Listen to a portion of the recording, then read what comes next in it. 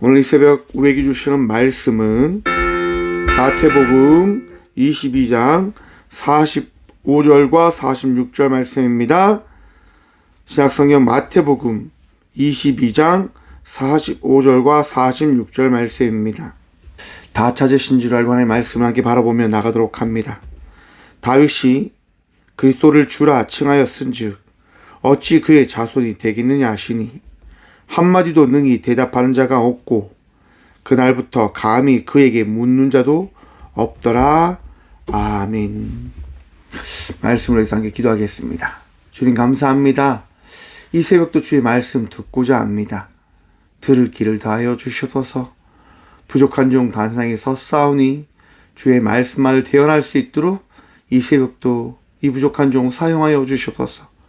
우리 모두에게 은혜 더하시고 이 교회의 주인 되신 살아계신 예수 그리스도로 감사기도 드리옵나이다. 아멘. 할렐루야. 오늘도 우리 주님 우리와 함께 하십니다. 우리를 인도하시고 우리와 동행하시며 우리의 모든 것들을 새롭게 하시는 예수 그리스도의 은혜를 누리며 나아가는 저와 우리 모두가 되어지길 간절히 축원드립니다. 오늘 본문 말씀의 제목을 이렇게 정해보았습니다. 대답하는 자가 없습니다. 여러분, 세상의 모든 것들을 다 아십니까?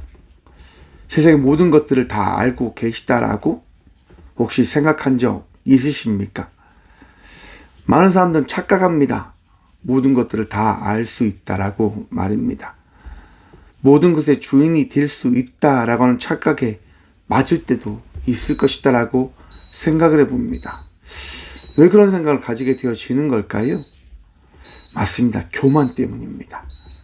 내 마음속에 찾아오는 내 생각 속에 거하는 내가 받아들이고 싶은 그것을 따라가려고 하는 생각으로 인해서 우리는 스스로 착각하게 되어집니다.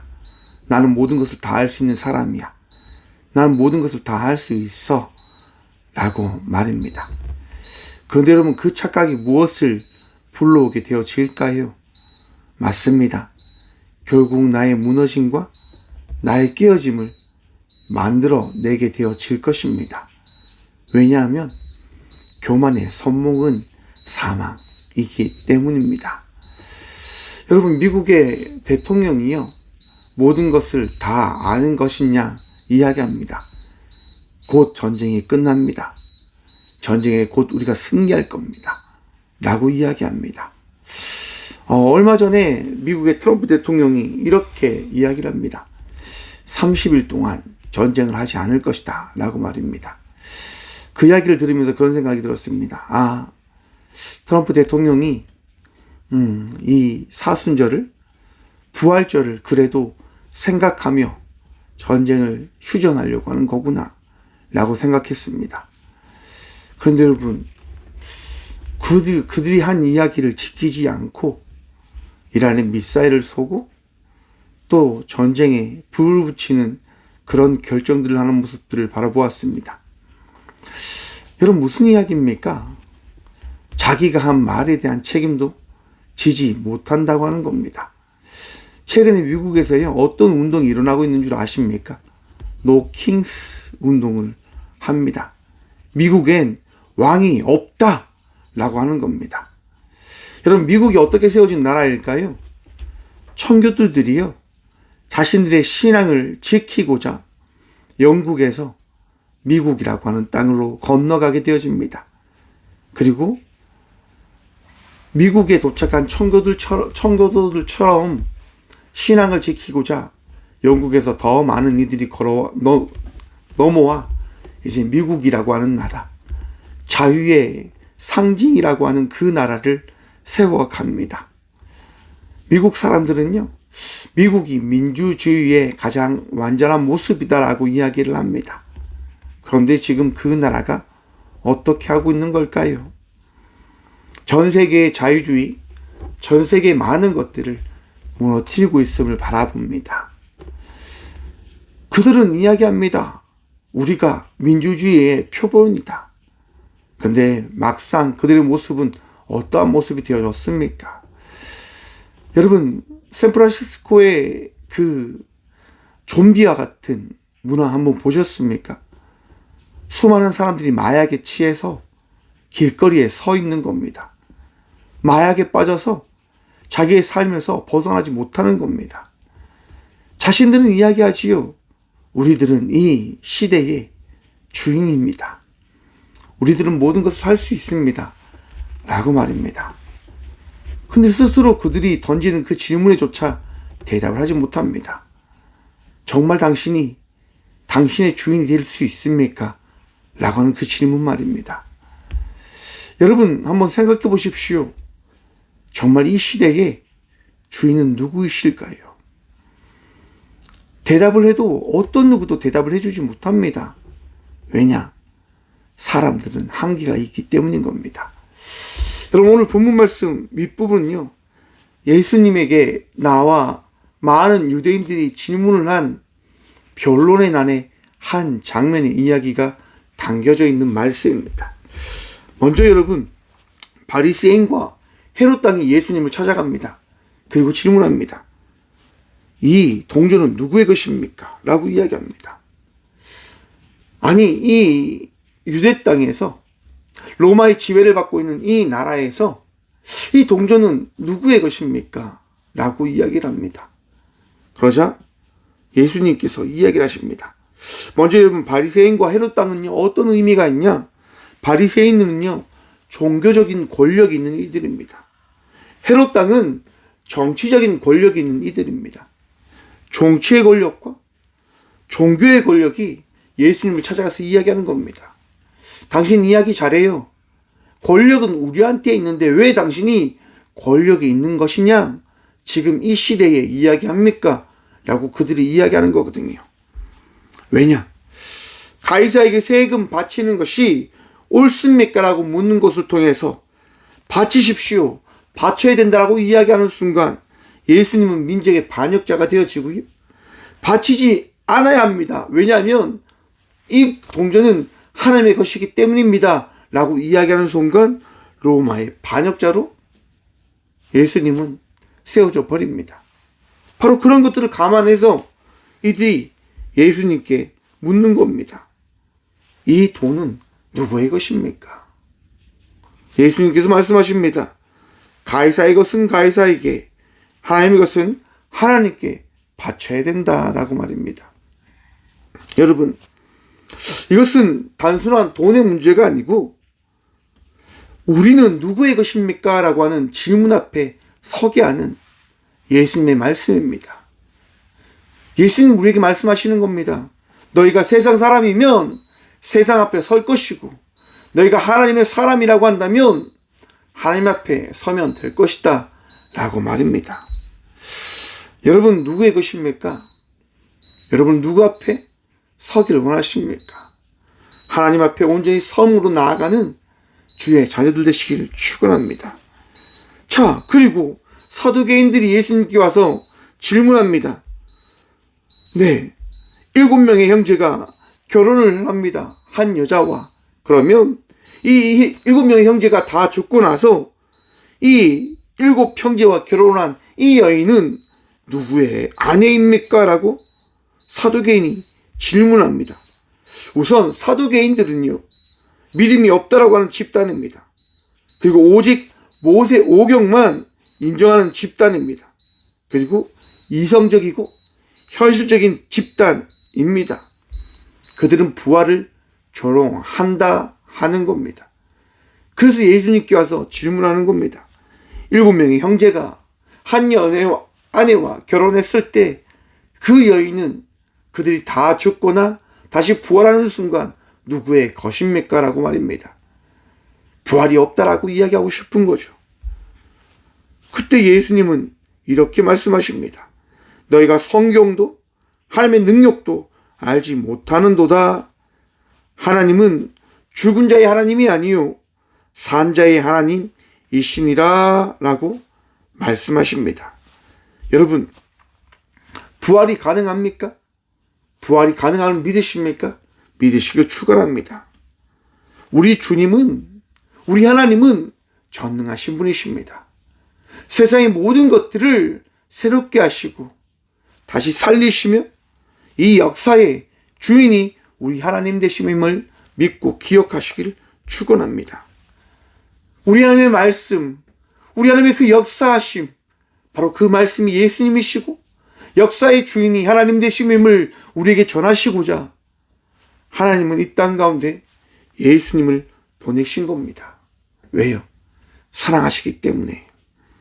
그래서 여러분, 이번에는 율법학자가 등장합니다. 그리고 질문합니다. 율법 중에 어느 계명이 가장 큽니까? 라고 말입니다. 율법은 613개의 율법입니다. 해야 될 것과 하지 말아야 될 것. 이것을 지킬 수 있는 자가 존재합니까? 존재하지 않지요. 그래서 예수님은 답하십니다. 말씀하십니다. 내 마음을 다하고 목숨을 다하고 뜻을 다하여 주 너의 하나님을 사랑하라. 그리고 내 이웃을 내 자신과 같이 사랑하라 라고 말씀하십니다. 사랑하는 성도 여러분, 율법의 핵심이 무엇입니까? 나를 나타내기 위해 어떤 이들에게 나는 이것을 잘 지킵니다 라고 이야기하기 위해서 주어진 것일까요? 아닙니다. 너의 나약함, 우리의 부족함, 우리의 어리석음을 율법을 통하여, 깨달음을 통하여 하나님을 사랑하라라고 하는 겁니다. 하나님을 신뢰하라라고 하는 겁니다. 그리고 또한 기억해야 된다고 하는 겁니다. 이 율법을 통해서 무엇을 너는 깨달을 수 있겠냐?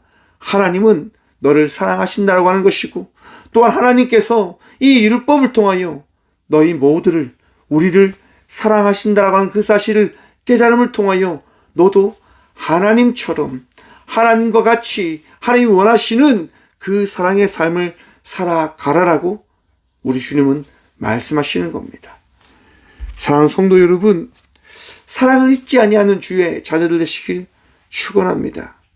그리고 마지막으로 이제 예수님 앞에 질문하십니다. 그리스도가 누구의 자손이냐? 예수님이 이제 질문하시는 거예요. 세상 이들에게, 우리에게 그리스도가 누구의 자손입니까? 라고 말입니다.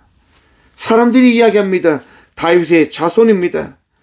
메시아는 다윗의 후손으로 이 땅 가운데 와 우리를 다스리실 겁니다. 라고 이야기합니다. 그때 예수님은 시편 110편 1절을 통하여 말씀하십니다.